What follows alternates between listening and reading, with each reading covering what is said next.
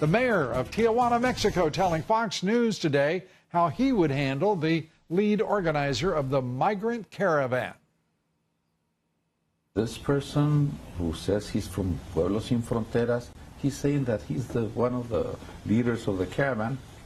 Well, why don't the federal police say, hey, come over here. You're charged with putting people in risk. Let's take care of him in a legally way. The mayor, frustrated, as you can tell, and no wonder. Pueblos Sin Fronteras has been backed by a handful of liberal organizations, left-wing organizations, including the Public Welfare Foundation, George Soros's Open Society Foundation money as well. And joining us, Eduardo Bolsonaro, a Brazilian congressman re-elected in October. And he is also son of Brazil's president-elect, Jair Bolsonaro. Congressman, great to have you with us, and congratulations to you, to your father, the people of Brazil. It's been a tough 4 years for your country, a proud and prosperous country that has now faced almost every kind of political corruption and economic deterioration. A huge number of challenges for your father to lead the nation against.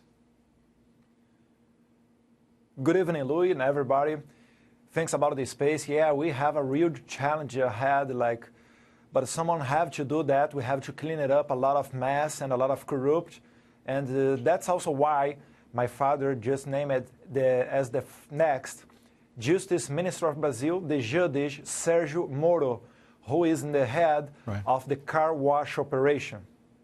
And this is at a time when overwhelmingly your father is being called the Trump of Brazil. He is looking at reducing taxes. He's focusing on moving government to serve the people, and strengthening the military. And many do not understand how important Brazil is to this hemisphere. Over 200 million people, a once strong and prosperous economy that's deteriorated. These challenges, what will be your father's first steps upon taking office as president of Brazil?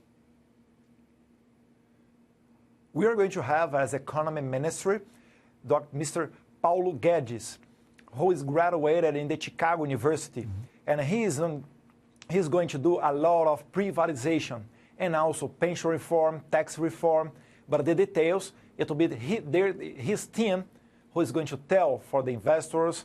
But anyway, we are really looking forward because Brazil is changing from a huge socialism to a much more liberal economy. So what I came to do here in the U.S., it's also the first step to rescue our credibility and to send a message, a clear message that we are not going to be a socialist country anymore. And we are really excited to be really close of U.S. And I know that that Americans are excited that you are headed in that direction because prosperity follows a strong capitalist economy, and we can't find, we always look, because people keep wanting to talk about socialism, we can't find a successful socialist country on the map. It's the same. And do you expect to have a strong? It seems that your father and President Trump are natural, have a natural affinity in the way they think, in the importance of the challenges they face, and the necessity to turn the direction of a country. Yes, my father, as Trump, he doesn't follow the politically correctly. So what he thinks, he tell people. If you are going to like it or not is up to you. Like, we are not the kind of politicians that are going to do everything to receive your vote. So we really say that we prefer much more be closer of U.S. than another countries. Also, we would love to change the embassy of Brazil from Tel Aviv to Jerusalem in Israel. We are looking forward to non-recognizing the last election in Venezuela, where you have much more than 80% of people that didn't go vote. So a lot of stuff that is going abroad are happening around the world, and the people just have to wake up and do the right thing.